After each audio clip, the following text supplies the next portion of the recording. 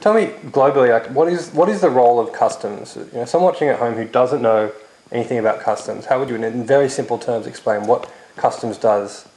Well, I'll explain it from an Australian point of view, and it'll probably relate to most jurisdictions in the world, and it does change from country to country. But in Australia, we call it a customs service, and it's just recently changed to the Customs and Border Protection Service. But there's three main functions, and they are protection, collection, and facilitation. So the protection is protecting our borders, whether it's goods going out of the country, export, or goods coming into the country, import, from things that are the nasties, whether it might be pornography, and they've got the jurisdiction to regulate that, maybe dangerous goods, chemicals that are dangerous, arms and ammunition, and particularly with terrorism, trying to stop those activities going on. So that's the protection. Illicit substances as well, drugs, all that sort of thing. Yeah, okay. And there's quite on the Australian Customs website, and most countries will have a list of the things that are not allowed in or out of the country, or if you are allowed to, then there's a process and generally a permit, a licence, a quota, something like that to go through. So that's a protection. The next thing is collection. I guess we mostly know about that of customs duty and taxes. Which are, it's GST in Australia and New Zealand. In Europe it's a VAT, and the Americans have sales tax. So it's the same concept everywhere you go. Correct. But you bring a good in, and then suddenly the government representative, which will be customs, will suddenly take the second role, which is to collect their money. That's right. So in Australia, as many countries, there'll be a revenue collection. So the customs actually collect their own duty, which is their own purview, but also collect on behalf of the Australian Tax Office, GST, or Goods and Service Tax, or it might be in Europe a value-added tax. So they'll collect that. And the third area is facilitation, and this is where it's a customs service. We don't look at them as police so much, because whilst they're protecting from the bad stuff, they're actually saying, well, if you're a passenger and you're doing a legitimate travel, or if you're a business person and you're doing a legitimate business, import or export, then we want to help you to get your goods across our borders as smoothly as possible so that there's no disruption to your travel or your business. And so protection, collection, facilitation. Gotcha. Perfect. And why are so many importers afraid of customs? I mean, it's kind of a scary word for a lot of people. Yeah. How do you think that image has been created and continues till today? Yeah, I think that's partly because it's probably grown up that we see a uniform and we think of police and we think of, strong arm tactics and things like that, and they're there to extract revenue. So we think, well, that's we've got to be a bit careful here. So that has been a perception, but I think shows like Border Protection and some of these shows on TV are actually showing they're actually doing a service to their community.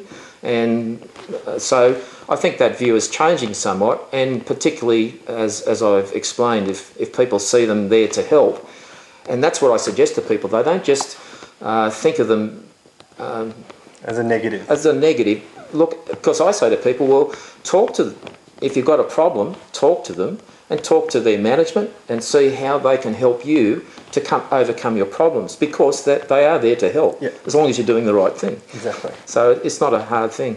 And okay, so you've got customs, but then you have this concept of a customs broker. Sure. Right. Who is he? What does he do or she do? And how do they assist?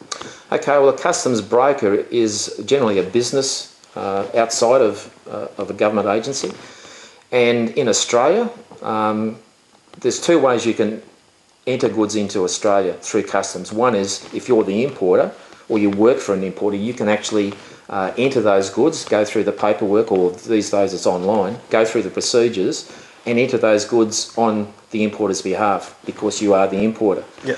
And is that a detailed process? Does it take a lot of time? For imports it is quite... Yeah. There's quite a bit of information, and you do have to get it right because you're dealing with a computer. And if something doesn't match, it's going to reject it and hold up the process. So the other way in Australia is if you wish to outsource it, you go to a customs broker.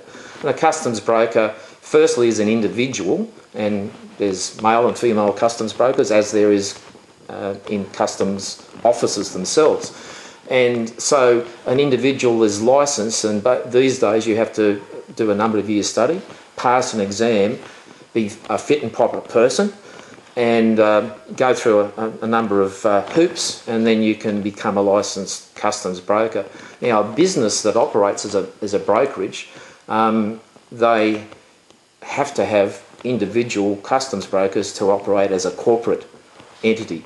So that it means that you are using trained people that are registered and approved by the government to actually operate as a customs brokerage. And if you don't have someone like that, you can't do it. You can't operate it. Exactly. Can anyone become a customs broker? Like, what are the requirements? So you said you're fit a proper person, so that means that you probably haven't been to jail in the past. Exactly. That would rule you out. So pretty much anyone can do it. It's just like training to be a doctor or a lawyer or whatnot. You just have to pass the qualifications and not just pass the courses, but actually show that you have an understanding. And generally, you have to have worked in a brokerage so that they can see that you've got the expertise and the knowledge in a working environment, not just a theoretical up in your head. Yep, gotcha. You said there are two ways. Okay, so you could do it yourself and go online, or you could outsource it to a customs broker. When would you recommend someone does it themselves, and when would you, if ever, and when would you recommend you'd outsource it? Well, it's going to sound as though I'm pushing my own barrack, but I don't work as a customs broker these days. I don't do that anymore. But I think the only way I would suggest that people do it themselves, they do have to go through a process and get a digital certificate, which is a bit expensive, but you can do it. What you would probably need to do then is to actually, if you're having the same product come in time after time after time, one product, and you know the information, it's not going to be too hard. But if you've got different products it's too much work. The other thing is too that because a customs broker is not just clearing your entry, they're generally part of a freight forwarding organisation or a logistics company. Then what you're doing is you're working with a company that knows all the intricacies of the process, and they can manage that process for you. So instead of you having to do each step of the way and ring up people and say, is it ready to collect the container yet, and then hire a transport company. They basically know that they're doing it day in, day out for hundreds of clients. So they have a process, and that is a well-oiled process. So you're actually leveraging off their expertise. Does it end up costing you a lot to use that service though? Not really. When you look at the proportion to the cost of the goods, it's generally fairly insignificant. If it's amortised around a container. Correct. And there are 500 widgets in the container. Exactly. You just divide the customs cost by 500 and you're paying a few dollars or something. Exactly. Gotcha.